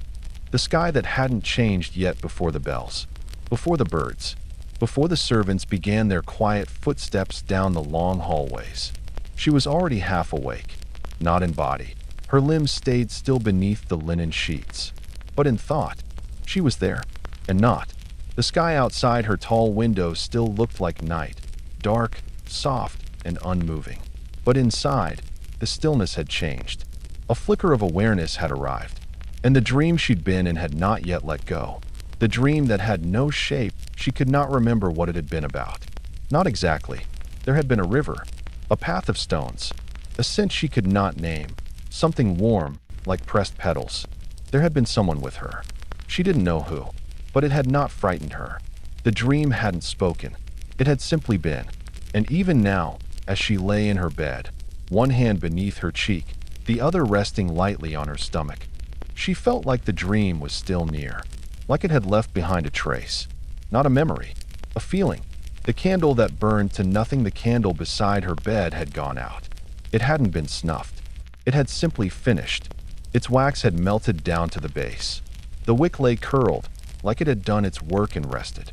She looked at it now, without lifting her head, and she thought how strange it was, how even candles didn't have to be perfect. They just had to shine when it was needed, and then rest, just like people, just like her. The blanket, she did not want to leave. The blanket was heavy tonight, not from weight, but from comfort. It held warmth without smothering her. It smelled faintly of lavender and quiet linen. It had a small tear near the edge that her fingers found again and again. And somehow, that tear, that tiny imperfection, made it feel real. She didn't want to move yet. She didn't want to wake fully, not just because she was tired, but because she wanted to stay in that space just a little longer, that peaceful, unhurried space between sleep and speech. The breath that didn't rush, she inhaled slowly. Not because she meant to, but because her body had learned the rhythm of soft mornings. The kind of breath that didn't disturb the sheets. The kind of breath that stayed inside her chest a little longer than needed. The kind of breath that reminded her she didn't have to speak yet. She didn't need to smile, or rise, or dress. Not yet. All she needed to do was exist. To breathe in. To stay. To let her body remind her that she was still here. Whole. Alive. Unhurried. The room that stayed gentle the light had not entered yet. But the room had changed. It no longer felt like nighttime. Not quite. But it didn't feel like day, either. It felt hushed, wrapped in its own slow unfolding. The shapes of the furniture had softened in the darkness. The mirror no longer reflected, only rested. Even the floor seemed quieter than usual. It was as if the room had made a decision not to rush her. As if everything had agreed. Let her stay in this dream a little longer. The time before names returned in this moment. She was not Empress. Not Elizabeth of Austria. Not wife, nor mother, nor ruler. She was just herself. And she did not need to explain what that meant. She didn't even need to remember it. It was enough to lie here, between sheets warmed by breath and time, and feel the softness of her own thoughts. There were no footsteps yet, no lace to fasten, no hair to braid. There was only this, a still heart, a full chest, a dream that lingered like a low cloud over quiet water. And she was in no hurry to leave it. The moment she chose not to rise, her eyes opened fully now. Not with effort, not with resistance, just slowly. She could have sat up. She could have rung the bell. She could have begun the day, answered questions, offered smiles, and made decisions. But she didn't. She turned slightly, pulled the blanket higher, let her cheek rest deeper into the pillow, and she chose, gently, lovingly, not to rise. Because the day would come no matter what. But this moment, this breath, this stillness, this echo of a dream, this was hers. And she stayed. The pins that didn't argue, there were always so many of them. Hairpins, tiny silver ones, long black ones, smooth bone combs tucked at the crown. A few she had no name for, just the ones that held the back flat. Each morning, it took nearly 2 hours to arrange them. Each night, she removed them in silence. Tonight, her fingers moved slowly. One pin, then the next, then another, like pulling stars from a sky only she had lit. They didn't fight her. They didn't resist. The pins came out like soft confessions, one by one. The weight she carried quietly. Sisi's hair was long, longer than most had ever seen, longer than the portraits ever showed, long enough that it had become legend, poems, whispers, questions. But to her, it wasn't a crown. It was weight. She had carried it like a history, brushed, stretched, oiled, wrapped, admired. But it was hers. And letting it down was not a performance. It was a release. As the final pin slipped into the dish beside her mirror, her hair began to fall. Not all at once, but in slow waves. Soft, heavy, true. The reflection that didn't judge, she didn't look immediately. She sat still for a moment, letting the air settle. Her hair touched the back of her arms, her waist, and her thighs. It was not styled. It was not arranged. It simply was. When she finally lifted her gaze toward the mirror, she did not expect approval. She did not seek beauty. She only wanted to see. And what she saw was a woman unwrapped, a figure softened by sleep and silence, hair like velvet ink drifting down over ivory skin and her face. Calm, not smiling, not posed, just breathing. The scent she chose for no one else. There was a little bottle on her table. Not labeled, not grand. Inside it was a mix of lavender oil and chamomile water, made long ago by one of the older ladies in her house, who had since left without a word. Sisi kept it always, not because it made her hair more beautiful, but because it soothed it. Tonight, she poured just a few drops into her palm, rubbed her hands slowly, then began to comb her fingers through the long curtain of hair, not to tame it, but to thank it, stroke by stroke, section by section, not rushing, just reminding it, and herself, that gentleness was still allowed. The comb that knew her secrets, she reached for the old comb now. Not the golden one, not the polished ivory one gifted by a cousin. Just the plain, dark wooden one she had kept since before she married. It had a small crack near the base. It squeaked when dragged through damp hair, but it had never pulled too hard, never tried to shape her hair into something it wasn't. She began at the ends. Softly, patiently, she worked her way upward, never tugging, letting the strands tell her when to pause, when to smooth, and when to start again. To others, it might seem tedious. To her, it was the closest thing to prayer. The braid she didn't tie usually, she braided her hair before bed. It kept it from tangling. It kept it from spreading across the pillow like ivy. It kept her maids from having to struggle with it the next morning.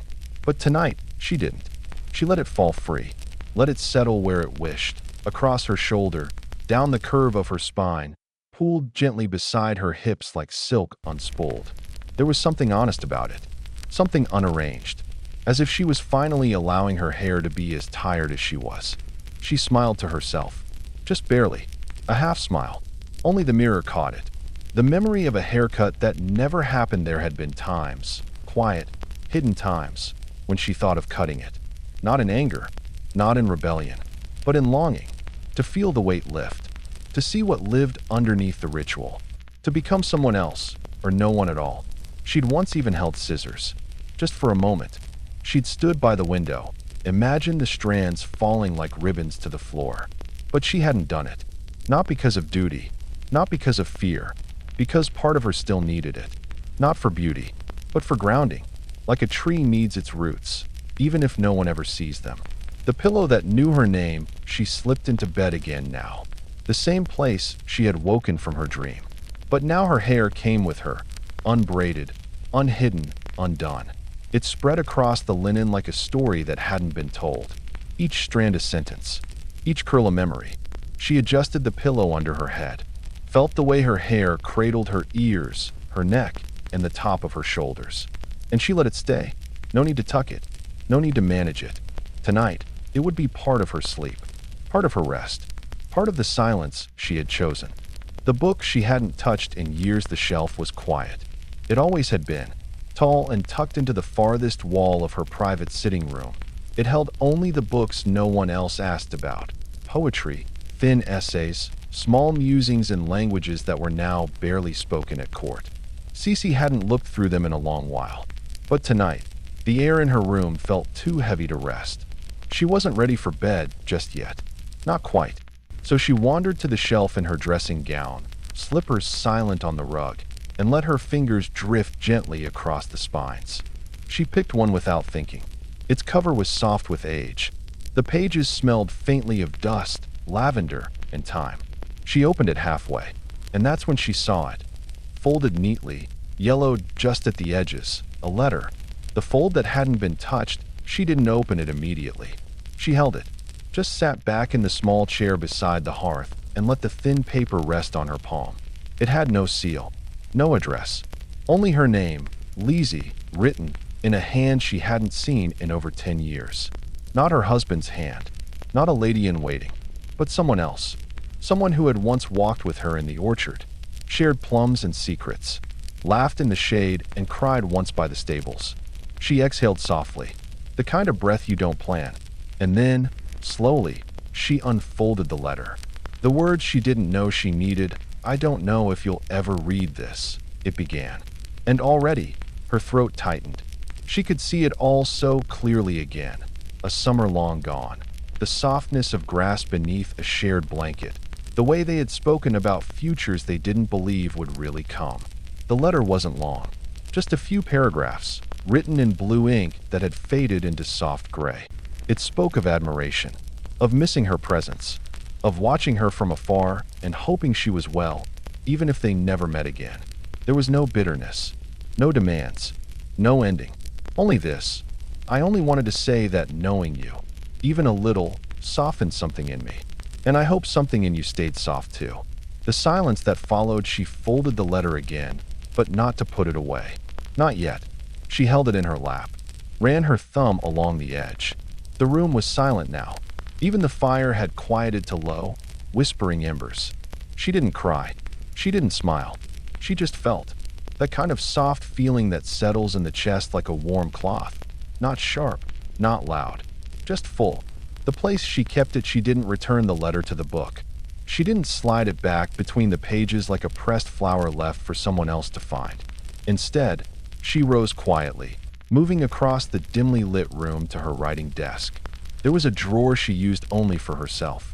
It didn't hold official letters. It didn't store portraits, or lace, or ribbons. Only quiet things. A stone from a lake she once swam in. A dried sprig of rosemary from a meal made by her childhood cook. 3 small scraps of ribbon from dresses she no longer wore. And now, gently, with both hands, the letter. She folded it once more, placed it on top of the others, and closed the drawer without a sound. Not to hide it, but to keep it safe. The candle beside her flickered softly. It was low now. The wax had melted into a wide, shallow bowl. The flame leaned toward her, as if listening. Sisi sat back in her chair. Her hands lay folded over her lap. Her mind stayed with the letter, not analyzing, not decoding, just remembering the softness of the ink, the honesty of the words. The candle didn't ask anything of her. It just stayed, glowing, holding space. The books that held more than stories, she looked back at the shelf. There were dozens more books, small volumes, journals, and poems no one quoted anymore. And she wondered, how many more letters had she forgotten? How many other words were still folded between pages, not meant to be lost, just waiting patiently? She didn't feel ready to search them now, but she liked knowing they were there, like old friends asleep in the next room, not needing anything, but comforting just by existing. The sleep that followed softly when she finally stood to prepare for bed. Her steps were slower than usual, not from exhaustion, not from reluctance, just from fullness, the kind that doesn't rush. The kind that doesn't ask for dreams or rest or answers. Only stillness. She blew out the candle with one gentle breath. Watched the smoke curl upward, quiet and silvery. And as the room grew darker, she didn't feel alone. Because now, there was something with her again. A voice from the past. Not haunting, not heavy. Just kind. And in her sleep, she carried it with her like a folded page in the pocket of her heart. The wardrobe that barely creaked, it wasn't a grand armoire. Not one of the gilded French cabinets with gold trim and mirrored doors. This one stood quietly in a side hallway of her private quarters, half hidden behind a lace curtain, near the place where warm coats and heavy cloaks were sometimes stored. It hadn't been opened in a while, but today, Sisi had passed by it on her way back from the writing desk. And for no particular reason, no urgency, no plan, she paused. She lifted the curtain gently, touched the wooden handle. The door creaked, just a little, not in protest, more like a sigh. Inside, coats, gloves, and near the floor shoes. Dozens, but one pair stood out immediately. The shape her foot had left behind, they weren't the newest, nor the most elegant. Just a pair of dark leather riding boots, laced loosely, scuffed at the toes, and soft with wear. They looked like they'd been used once, often, and then not again. She knelt slowly, letting her fingers rest on the tops of the boots. The leather was cool, still smelled faintly of horse and meadow grass. And when she ran her palm along the heel, she could feel it, the soft indent where her own foot had pressed, ride after ride. They had once belonged to someone full of energy, someone who rode for hours without needing to explain why, someone who didn't yet know how heavy crowns could become. The path she used to know, she remembered the path. The quiet gravel trail that curved around the outer orchard, past the old stone wall, and vanished into the low trees near the river. It hadn't been part of the court-approved routes. There were no guards stationed there, no elegant onlookers, just open space, the sound of hoofs, and breathe. Sometimes she'd ride fast, letting her hair slip loose from the pins, boots pressing firm into the stirrups. Sometimes she'd dismount halfway, tie the reins to a post, and sit in the shade for a long time with no one to call her name. The boots had gone with her every time. They weren't just footwear. They escaped. The day she tied them last it had rained the night before. The trail had been soft, the grass wet. She remembered bending to lace them that morning, her fingers cold, but her heart warm with the promise of space, air, and solitude. But something had stopped her. A knock at the door. A summons to appear. A request wrapped in ribbons and titles and reasons. And she had untied the laces again. Gently, slowly, as if telling the boots, not today. She had never worn them again. Not from punishment, not from forgetfulness, just because the season changed. The invitations grew louder, and time moved the way it always did. The thread she didn't replace, one of the laces was broken. Not fully, just frayed at the end, where it bent too many times beneath her fingers. She remembered how it happened. A rushed morning, a ride she nearly missed. She tied the boots quickly, and the loop caught on the stirrup. The thread had pulled, split slightly. She had meant to fix it, had asked her lady's maid to find matching twine. But the day grew busy. The fix never came, and somehow, the fray became part of the boot, just as the memory became part of her. The mirror that saw them, once there had been a small standing mirror near the back stairs. Not tall enough to show her full figure, but wide enough to see her from the knee down. She used to check her boots there, straighten the tongues, brush off flecks of mud, and smile at the little girl she used to be. That mirror was gone now, moved perhaps, or taken to another wing. But when she held the boots in her lap today, she could still see that reflection, her heel lifted behind her, balancing with ease. That girl wasn't gone, just quieter now. The weather that matched her memory, the sky outside the hallway window had turned soft gray. Not stormy, not clear, just one of those in-between skies that makes everything feel still, not sleeping, not waking, just waiting. She turned to look at it now, holding the boots lightly against her legs. And she wondered if the trail was still there, if the stones still curved the way she remembered, if the wildflowers were still pressed against the fence line, if someone had ridden that path lately, if it remembered her the way she remembered it. The shoes at the foot of the bed, she didn't return them to the wardrobe. Instead, she carried them to her room, placed them gently near the foot of her bed, not tucked away, not polished, not posed, just placed. Honestly, like an old friend sitting quietly nearby. She didn't know if she would ever wear them again. She didn't know if her body still knew the rhythm of the ride. She didn't know if the path still welcomed her. But for tonight, she let them stay close. Not to be used, not to be admired, only to be seen. The gate that didn't close from her sitting room window, she could see it. Always had. The south garden. Not the formal one with hedges clipped into perfect shapes or fountains that performed for visiting dignitaries. This one was smaller, quieter, older. The path through it curved gently rather than straight. The benches were stone, softened by moss. The trees didn't follow any planned symmetry. They simply grew where they wished. She had loved that. When she was younger, she used to walk there often. Sometimes in slippers, sometimes barefoot, sometimes with a book, or a plum, or nothing at all. But that was years ago. She had forgotten why she stopped. Maybe she hadn't stopped on purpose. Maybe life had just gotten louder. The flowers that grew without permission, not all the flowers were named. Some had come with the wind. Some had settled from seeds dropped by birds. Some had wandered from the edges of nearby gardens, taking root without asking. There was lavender near the wall and sweet alyssum winding beneath the benches. A soft blue forget-me-not cluster near the back corner. No gardener had arranged them, and that was what she loved most. They bloomed how they wished. Some in clusters, some alone. There were weeds too, if one insisted on calling them that. But to her, it looked like the kind of place that had chosen its own company. The bench she used to sit on. There was one bench, beneath the oldest tree. Made of stone, its legs are short and uneven, and the seat is slightly tilted to the right. Lichen had grown across one side. The backrest had a crack in it from a storm she vaguely remembered. That was her spot. She used to bring an apple there, or a pencil, or just herself. She'd sit for an hour, maybe more, listening to the birds, brushing her fingers across the grain of the stone, tracing little lines in the dirt with her toe. She hadn't stepped near it in seasons. But today, she opened the window. Not wide, just a little. Enough to let the air in. Enough to smell the honeysuckle. Enough to remember what waiting felt like. The path her eyes followed, she didn't walk it. Not today. She stayed by the window. Let her gaze move down the path. Imagined her steps. Imagined the crunch of small stones underfoot.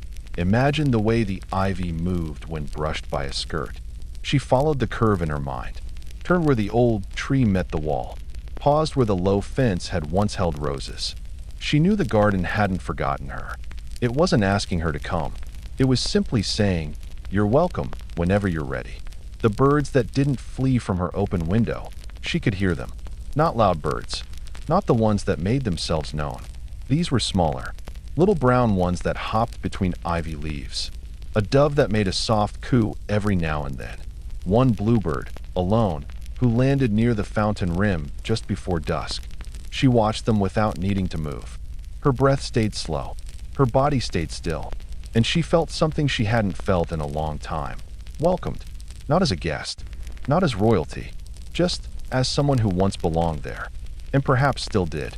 The scarf she would bring, she made a quiet promise to herself. Tomorrow, or maybe the day after, she would walk there again. She would wear the brown shawl with the fringe on the end. The soft one. The one that didn't cling too tight and smelled faintly of cedar and early years. She would take nothing else. No book. No maid. No parasol. Just herself. And the scarf, tied loosely, letting the wind do what it pleased with the corners. The memories she left. Beneath the leaves somewhere near the far wall, she had once buried something. She couldn't remember what it was. A note, perhaps. A small shell someone had brought her. Or maybe just a folded ribbon tied in a knot. She hadn't written the place down. Hadn't told anyone. But the garden might still know. Might still hold it. Under a patch of overgrown thyme, or between the roots of the short tree that bloomed yellow in spring. It didn't matter whether she found it. Just knowing it was there was enough.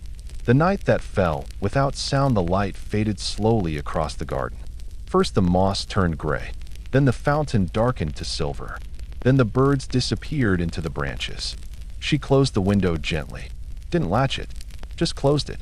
Let the breeze keep moving. She knew she wouldn't dream of the garden. That wasn't its way. But in the stillness of the night, she would carry the quiet curve of its paths, the low bend of ivy, the soft space where no one watched. And that would be enough. The frame that didn't dust itself had hung in the west corridor. Not the main hall where guests passed. Not the grand foyer. Just a quiet hallway that led toward the music room, the one no one really used anymore. The portrait had been there for years.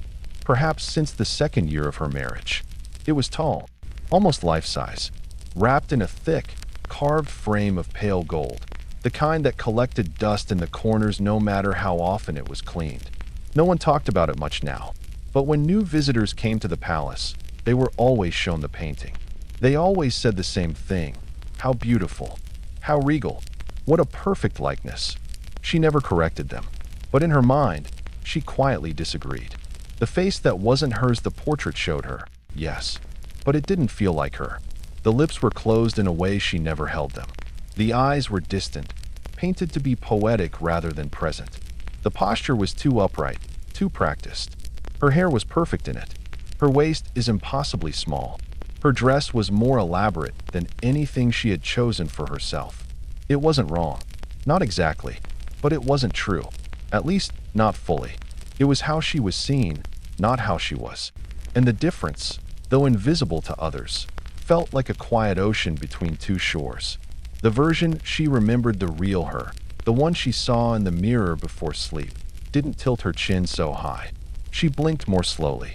She had a freckle near her jawline that the painter had softened into nothing. Her lips cracked in winter. Her wrist had a bump where she once fell during a ride and never fully healed.